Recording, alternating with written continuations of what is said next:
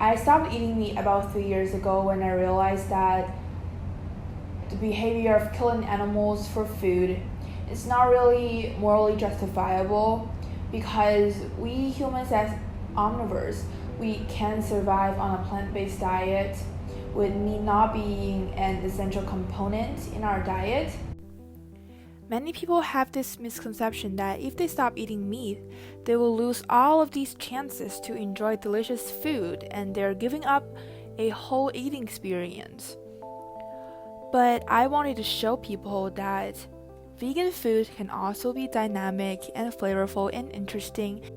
So to show this in action, I invited 3 of my friends to come to my home after school for 5 days, and I will cook them vegan dinner and see if they will like eating meals with only vegetables and no meats at all.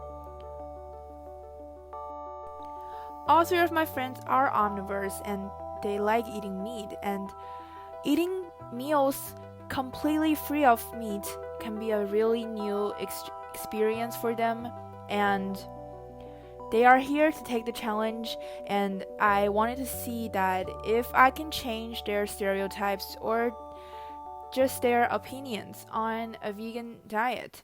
I personally like eating vegetables very much, and I know that Nora cooks really well, and I like her cookies and cakes. So I'm here to taste Nora's dishes. And by the way, I haven't tried eating only vegetables in a meal, so I want to take this challenge. Previously, I think that the vegetarian diet is tasteless, and I think they cannot compare with diet that contain both meat and vegetables. So this time I come to Nora's house to take the challenge to try a vegetarian diet and see if I can change my mind after that. 我对素食的话，我觉得既然人是杂食动物，那么光吃素的话对健康可能是有一定影响的。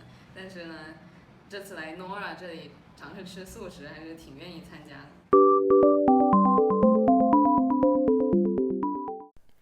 The dish for Monday was a pretty simple one because we got off school quite late that day. So for Monday, we had a vodka tomato sauce with shell pasta.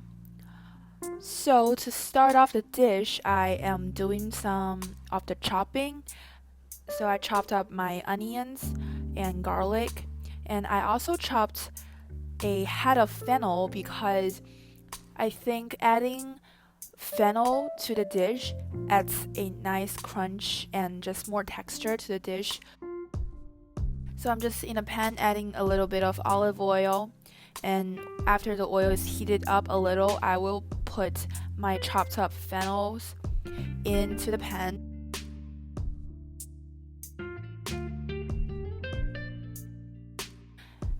And then I will put the fennel into a plate and save them for later to add in back. And next up, I am starting the sauce. This is a very simple sauce. So to start off, I'm sauteing some onions and some garlic in a pan with some olive oil. And after the onion has become a little bit translucent and smell fragrant, I'm going to add a generous amount of tomato paste. So adding the tomato paste to the pan, I'm going to saute it off. Keep the heat not too high because it's a little bit dry and it could burn if the pan is too hot. And after I fry off the tomato paste, I'm going to add some water. I'm going to add a half of a can of tomatoes. And for pasta, the trick is to boil a big pot of water and put a lot of salt to it so that the pasta gets seasoned while it is being boiled, and this will add a lot of flavor to the dish later. We're gonna go back to the stove, and I'm adding some soy cooking cream to the sauce. This will make the sauce creamier and will also cut through some of the tartness in the tomatoes. And I'm going to add some salt and pepper to season it. For the final touch, I'm going to wash some fresh basil and chop them up really finely. And now our pasta is cooked, so we're gonna drain it off And we now can add our cooked pasta into our sauce. We will let the pasta to cook in the sauce for a little bit so that it better absorbs the sauce's flavors, and we can also add some of the pasta water in to create a nice thick sauce. And after the pasta boils in the sauce for a few minutes and the sauce has thickened, we will add the fresh basil in. And let's not forget our fennel that we cooked earlier. And we will toss all of them in and give it a nice stir to mix it up. And now pasta is ready to serve. 那小的时候你觉得好吃吗？好吃。I feel today's food is good. Thank you. You're welcome. Okay, Andrea, what do you think? I also think that it's very fantastic. So although their reaction that I recorded seemed a little funny, they did think that Monday's meal was really good and they really liked the pasta. But Paige did suggest that I could incorporate more component into the dish so that there's a variety of different textures.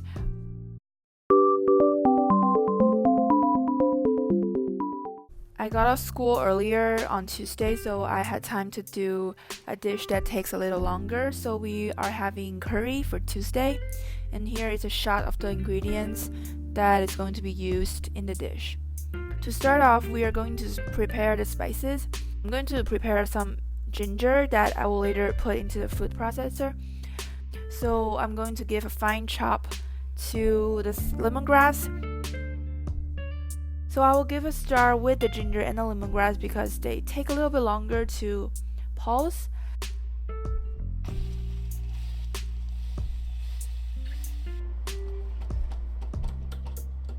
Then I will add some cloves of garlic and then also give it a pulse. And now we have our delicious spice mix. To start the curry, we're going to fry off our fragrance mixture in coconut oil and keep a medium flame for this because they could potentially burn. So we're gonna wait for them to turn a little golden brown, and to that I'm going to add tomato paste and some curry paste to flavor the curry. After frying that off, I added some water and then I also added the remaining can of tomatoes left from yesterday, and this will add good sweetness and acidity to the curry. And then I added in most of a can of coconut milk.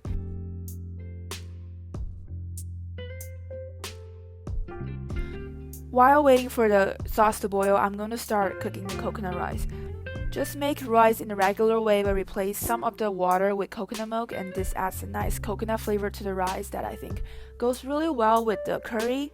And going back to the curry, now the sauce is boiling, we can add our ingredients that we want to cook in the curry sauce.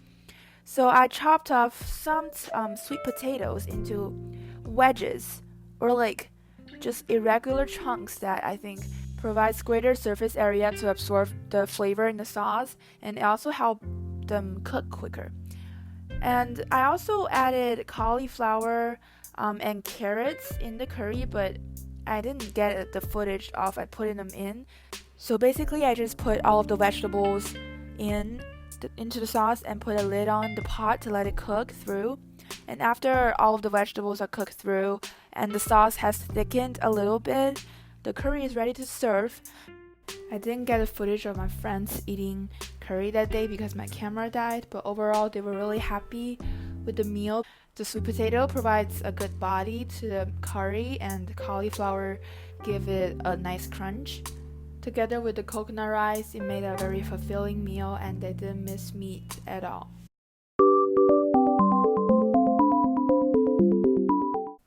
For Wednesday, we had a spiced curry carrot soup.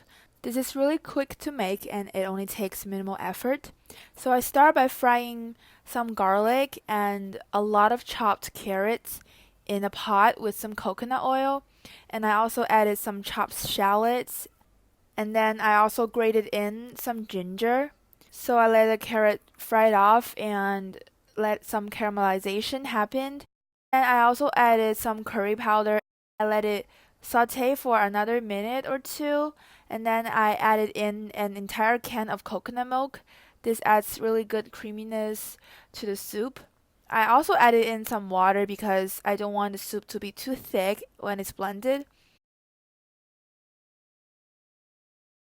Thanks to Paige's help, I'm trying to allocate the carrots uniformly.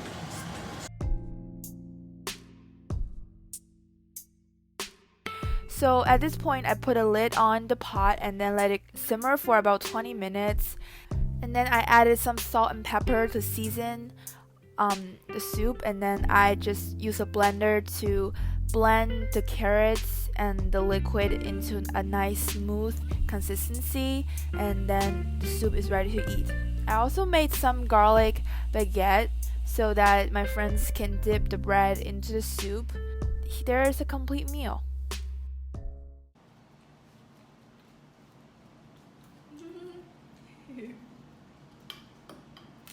Today 吃面包开心吗？开心开心。要不要开心开心？ So both Bonnie and Angela really enjoy eating bread and the soup, but Paige wasn't the biggest fan of having bread for lunch and dinner. She only liked to have bread for breakfast. Overall, they were happy with the meal, but this also gave me a warning that I should make more proper meal. So that's why I have planned out a fried rice for the next day. For Thursday, we are having a broccoli tofu fried rice. So this is very simple and it comes together really quickly. So we are going to start by frying some tofu cubes in a pan. I'm just using a little bit of oil and then frying the tofu cubes until they're nice and brown. And then we will set them aside, and then we start a fresh pot with some oil, and we're adding in the broccoli as well as some chopped scallions. The scallions will become nice and browned when sauteed with the broccoli and adds a nice fragrance to the fried rice that I think really spices up the dish. And then after they're done, we're gonna set them aside, and now we're going to start with frying the rice. So just in a pot, add some oil and then put our rice in, and I'm also using some corn because I just think it adds a nice sweetness and just more texture. So just give the rice some time in the pot so that the water cooks off a little and it becomes nice and dry and fluffy. And then I'm adding the sauce that I made earlier, and this was made with some soy sauce, some salt, some grated ginger and garlic, and some sugar. So just use this sauce to flavor the rice, and then after it's all well mixed, I'm just gonna add back my broccoli as well as my tofu pieces, and then mix them until everything is evenly distributed. And then fried rice is ready. This dish is really quick to make and it's really flavorful with all the different textures. I'm also adding some peanuts on top when I plate it. So I also didn't get much of the footage of them eating the fried rice today, but they really like the fried rice, and they also think that it's quite new that it's vegan because fried rice often has eggs in it. And I intentionally chose a fried rice recipe to make because I want to show people that it's actually very easy to convert a originally non-vegan recipe to a vegan one. You can just replace the egg or any kind of meat in the original recipe with tofu or tempeh or just other vegan protein options, and then you're ready to make a quick and easy vegan meal.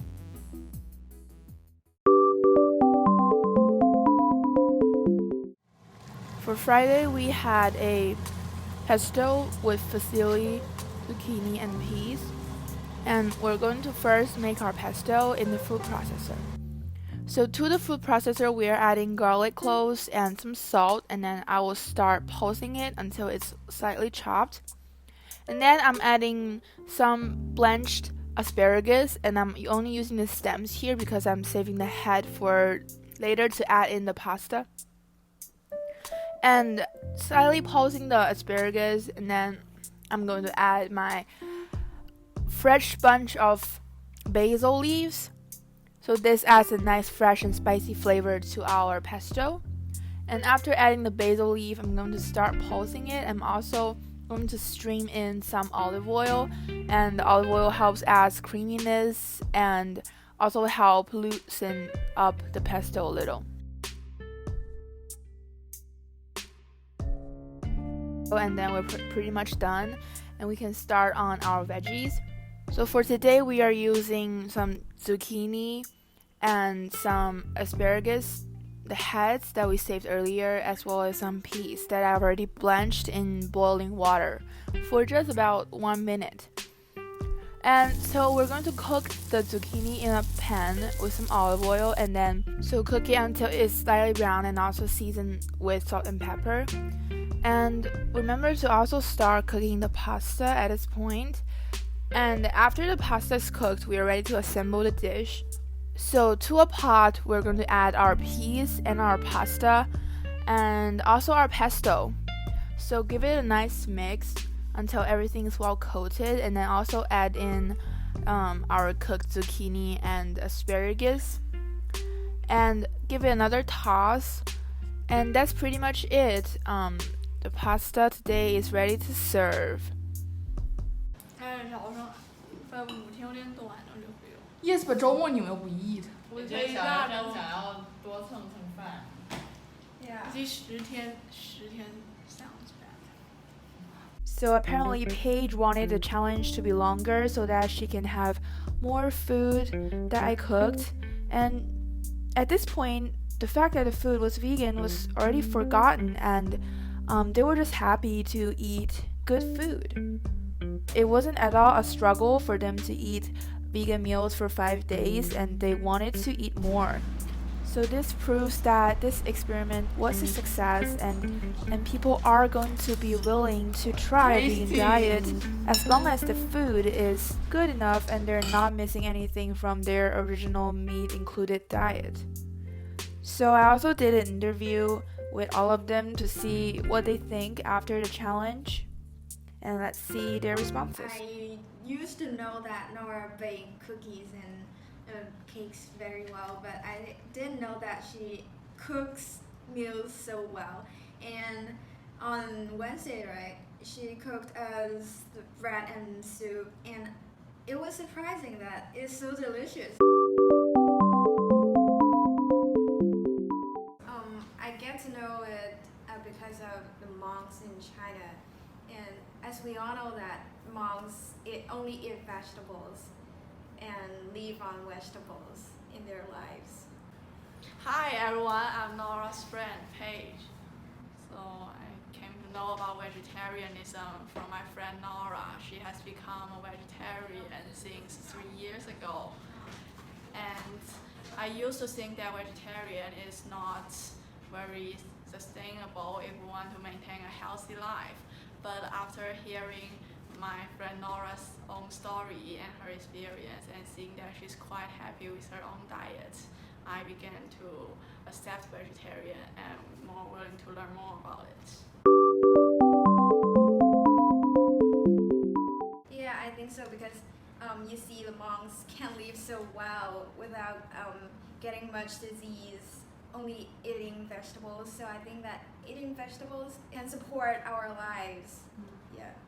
I once done a research on this, and according to my findings, all the elements that our body needs is able to gain them from vegetables. And even if for the B12, vitamin B12, we can obtain them from certain fortified foods such as nutritional yeast and like soy milk something. 可能有一些部分营养是不太够的，就导致在吃素的时候还要再另外额外补充营养，比如说可能要去吃钙片怎么的。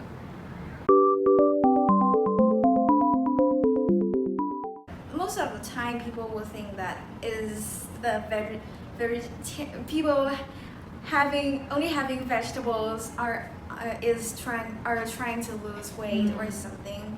But I think that most of the time the vegetarians just want to protect animals?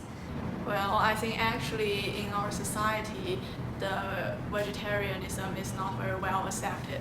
For example, one time I told my parents that my friend is a vegetarian, and the first reaction they give me is that they are shocked and surprised at the food choice that my friends made. And actually many traditional viewpoints think that vegetarianism cannot provide us with sufficient energy and nutrition. But I think that if we really give the vegetarian a try and do more research about it, we can find that it is actually a pretty good food choice. 我觉得接受度不是特别高，就你到各种餐厅，如果是可能会提供像清真的食物嘛，那就是给穆斯林的，但是不太经常能见到专门的这单独写出来一道菜是纯素食这样子。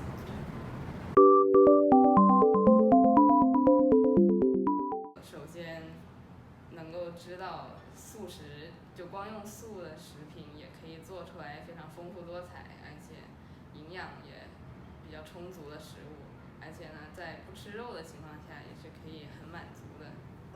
This is the first time that I find that vegetables are so tasty because Nora cooks it with her very high skills of cooking, and I find that I would like to try to only eat vegetables for a few days in the future, and because I think that not eating meat is a way to protect animals, and I would like to do my best to protect animals from being killed because I love every life in the world.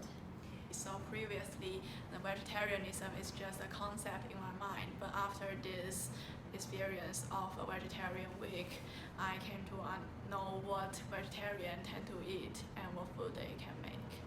And besides, even though my friend Nora always tell me that vegetarian is really good and I should try them, and previously I still have some doubt about this idea and not really willing to take the challenge. But after this 5 days experience, I think that vegetarian food can also be very tasty and very satisfying. And in the future, I think I will also be willing to tell people to try this vegetarian food. According to The Economist, the food system is responsible for about a quarter of all greenhouse gas emissions globally, and it uses about 70% of all freshwater resources on the planet. And if the world go vegan by 2050, the food-related greenhouse gas emissions could be reduced by 3/4. A plant-based diet also optimizes human health. A study has shown that if the world went vegan by 2050, it is estimated that the premature mortality and all-cause mortality could be reduced by 20%, which can lead to an $1 trillion saving in healthcare, and this is about 3% of all global healthcare-related costs. So transition to a vegan diet not only saves the animals, but it also saves our environment because it will greatly reduce the world's carbon emission and freshwater use and exploitation of forests for farming animals. It is also good for ourselves and the population's health because a vegan diet is lower in calories, lower in saturated fat, higher in fiber, in vitamins, and in phytochemicals, and like all other health promoting nutrients. A vegan diet is actually cheaper because meat is just real expensive to buy, especially in China nowadays. Although it's not very likely that the world will really go vegan in 2050, even a shift toward a more plant-based diet can help. I made this documentary to show you that with all of its benefits for the environment and animal morality and human health, vegan food is also affordable, accessible, and delectable, and it should be incorporated into our daily lunch and dinner tables more intentionally and more regularly.